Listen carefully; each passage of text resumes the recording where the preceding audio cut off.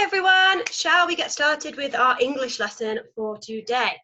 So we're going to start with a bit of a vocab blast, recapping over the words that we already know. So they are up on the screen and we're going to go through them before we play a little bit of a game. So let's have a look at this one. So we've got the sounds d, thud. Can you remember what thud means? Have a little think. So thud, it means when you either hit something really, really hard, okay, or it's the sound of something hitting something else really heavily. Well done if you remembered that one. We've also got this word here, which is calm. You remember what calm means? You're right. When you're calm, you're really peaceful and you are relaxed. This word in the middle is burst. What does burst mean? You're right. Burst means when something has exploded or something has come out, okay? So a substance is coming out of something very quickly. So for example, here, look, we've got the balloon and the balloon has burst and the air is coming out of it. We've got this word in the top right corner, which is plod. And if you're plodding along, remember, you're walking quite heavy-footedly and you're walking quite slowly, just like this tortoise here is in the picture. And the one at the bottom is flee. What does flee mean? Yes, I remember. Flee means when you're escaping away from some danger, okay? You're leaving a place where there is danger. Right, I've got a little game for you using these words. So here in the middle, the word I'm circling is all jumbled up. All the letters have been jumbled up and they're not in the correct order. So we've got an E, an F and an L. Is this jumbled up word the spelling for burst or the spelling for flee? Have a little think. Which one do you think it is? You might need to write it down and write it in the correct order. Well done if you said it was flee, because we've got an F and an F there, an L and an L here, and then two E's are digraphed at the end. Well done. Right, I've got another one up on the board. So here is my jumbled up word. Which word has been jumbled up? Is it thud or is it calm? Hopefully you've said it is calm. Well done if you got that one correct. Oh, the next one, this looks a bit funny. So we've got the word burst or plod. Which one is it? Which word here is jumbled up? Is it burst or is it plod? Hopefully you said plod. And if we've got one more, we have, tricky one, this one. Both these words have digraphs in. So is it flee or is it thud? Well done. If you got thud, that is correct. So let's have a little recap on yesterday's English lesson. So we started using apostrophes for possession. So using an apostrophe to show when something belongs to somebody. And we were talking about the earth, which is what the man thought belonged to him in our story, dinosaurs and all that rubbish. But we were starting to think, weren't we, about all the animals and everyone who lives on planet Earth own the earth. Okay, so they don't just belong to the man, it belongs to everybody who lives on it. So this was my example from yesterday. I just want to check whether we've got these correct and we've got our apostrophes in the right place. So this was my first sentence. It said, they are the dodo's leaves. So let's check. Where is the noun? Where's the object in that sentence? Here. It's the leaves. And who did the leaves belong to? The dodo. So have I put my apostrophe in the right place? Yes, well done. Then here, my next one says, they are the chimp's branches. So the object we're talking about here are the branches. They belong to the chimp. And here is the apostrophe to show who the branches belong to. Then we've got the next sentence which says, they are the dinosaurs' paths. So here we're talking about the paths.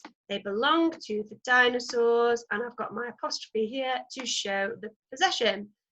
Got one more and it says, they are the parrot's clouds. So obviously the object here are the clouds, The parrot is who the clouds belong to. And I've got an apostrophe there for possession. So well done, because I know lots of you have sent me in some fabulous work where you've made sure that you've used your apostrophes correctly. And that was tricky yesterday. So I've got a nice task for us to have a little go at doing today.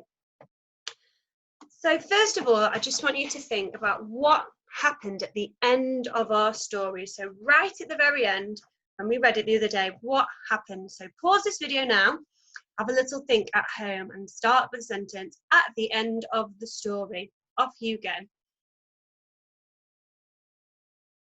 Well done. So you might have said something similar to what I'm about to say, and that is that at the end of the story, the dinosaurs cleaned up all the earth. So they removed all the rubbish, they destroyed all the chimneys, they burnt all in the volcanoes, and then all the beautiful plants and grass and trees all started to grow back, didn't they? And they made the planet all colourful again. And then all the other animals came and they started to look after the planet together, and they told the man that he destroyed the planet, because I don't think he realised, did he, that he was the one who'd made all this mess. So then they all decided they were going to make sure that the earth was kept clean forever, and fingers crossed that is what happened. Have a little second now and think, what was your favourite part of this story? So which bit did you really enjoy listening about at home and joining in with? Was it the part where the man had a dream and his aspiration was to reach up to the star? Was it where the man travelled to the star on his new rocket? Was it when the factories were producing and building the rocket? Or when the dinosaurs were stomping around and breaking all the roads up and making the planet clean again? Or was it right at the end when everyone seemed to have like a big party and a big celebration that the earth was looking very nice again? Have a little think, which was your favourite part?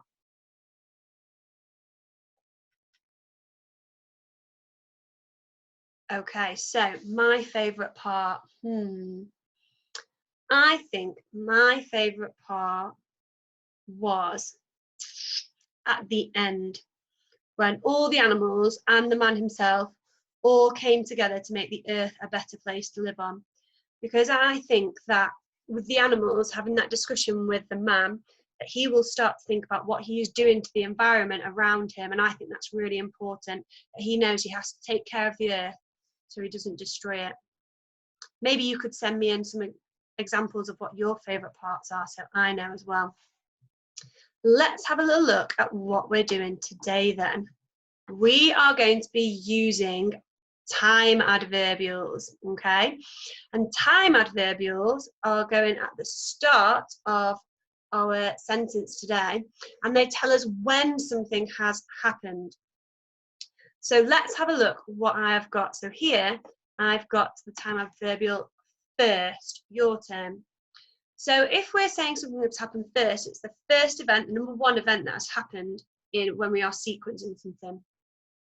If we are using the time adverbial later, your turn, then later means that it has happened later on in the day, okay? So it's not really at the start of the day, it's after a few events have already happened. Similarly to after that, okay? If we're saying after that, something has got to have happened before that event to be able to then relate it to after that. We've also got next and then, and our last one is finally. And can you remember, we've looked at finally before, and finally comes at the end. So when we're telling you about something that happens right at the end, when we're putting things in order. So we're going to have a go now at putting these events, these pictures from the story in the correct order. So that's what we're going to make sure we can do today. So we're going to place these events, sequence them in the right order, say what's happened in the story, and as we do that, we're going to try and use those fronted adverbials that we have just gone for. So I've got 6 pictures up on the screen for you now. Have a little think, which picture comes first in our story? Is it, let me have a look. Is it when the factories were polluting the air with all the smoke? No, that didn't happen first, did it? Which one is it? just spend a couple of minutes now pausing this video and just trying to say which event happened first and trying to order the rest of them on the screen, and then we'll have a go together.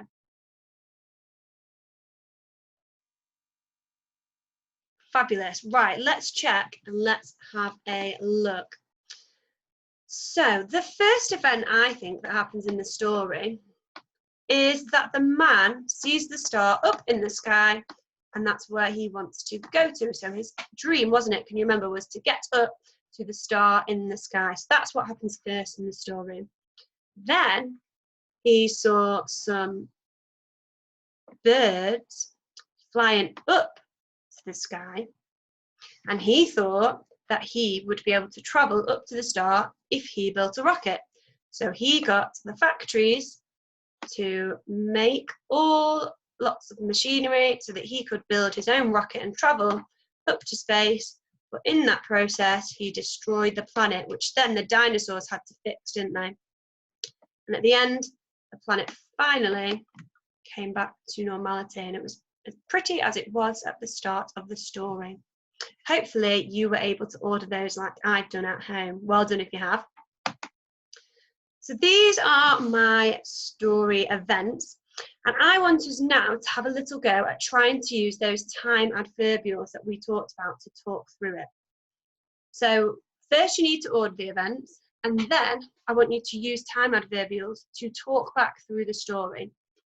So if I'm going to be starting at the beginning of the story, which time adverbial could I use?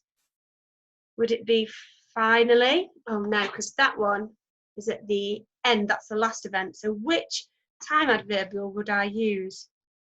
Well done if you said first. I would use first because it's happened right at the beginning. Okay. What could I use in my next picture then? I might use next, because next tells me the sequence that the pictures have happened in. Then I think I'm going to use then, followed by after that, later, and finally. I'm going to read through this now, and hopefully you can have a go at home with me. If I want to change my time adverbials round, then I can do. They might make sense in a different place. Let's have a little go. We're going to start at the beginning. So, first, there was a man, and his dream was to reach the star in the sky. Next, he saw some birds flying up into the sky, and he thought that he would be able to go up to the sky if he flew up there as well. Then he decided to ask his factory workers to build him a rocket so that he could travel up into space to get to the star. After that, he got in his rocket and he zoomed up to space, but he was not very happy because there was nothing on the star and he wanted to go and travel to another star. Later that day, the dinosaurs started to come up out of the earth because the earth had heated up so much, and they came out and they were disappointed by what they saw around them. So they got to work destroying all the rubbish and all the factories that had been built, and they climbed up the volcanoes and threw away all the waste. Finally, everything started to grow back and the planet was beautiful again, and the man learned that he needed to take care of the environment around him. You might think that that is the correct way to use those time adverbials, but you might be able to find a different way to use them as well. So have a little play at doing this at home. So on the school website, there is this Word document with all the pictures on and the time adverbials as well that you can use. So if you want to print them off and pop them in the right order, then you can do, okay? But don't forget to make sure that you're sequencing these events, talking through what happens, so retelling that story and using those fronted adverbials. And if you want to send us a little video of you doing that, that would be great, so I can see how well you've done with this activity at home. Enjoy this task, and I will see you later for phonics. Bye.